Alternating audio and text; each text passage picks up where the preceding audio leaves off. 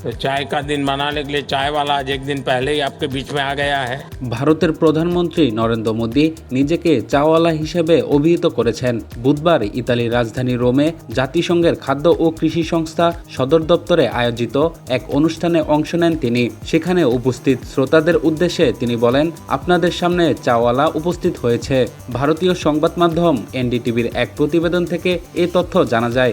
অনুষ্ঠানে উপস্থিত অতিথিদের উদ্দেশ্যে নরেন্দ্র মোদী বলেন, আগামীকাল আপনারা চা দিবস উদযাপন করবেন, তাই একদিন আগেই একজন চাওয়ালা আপনাদের মাঝে চলে এসেছি।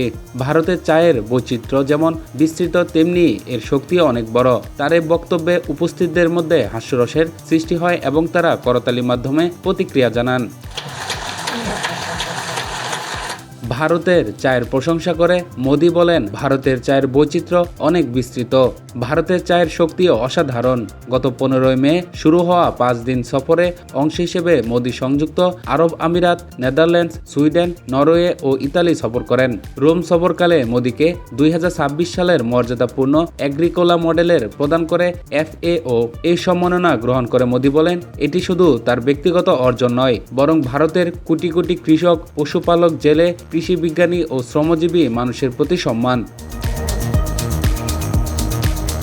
এই পুরস্কার ভারতের মানব কল্যাণ, খাদ্য নিরাপত্তা ও টেকসই উন্নয়নের প্রতি অঙ্গীকারের স্বীকৃতি বলে উল্লেখ করেন মোদি।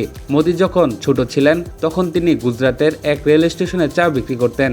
এরপর RSS এর মতো উগ্রপন্থী সংগঠনের সঙ্গে যুক্ত হয়ে রাজনীতিতে আসেন।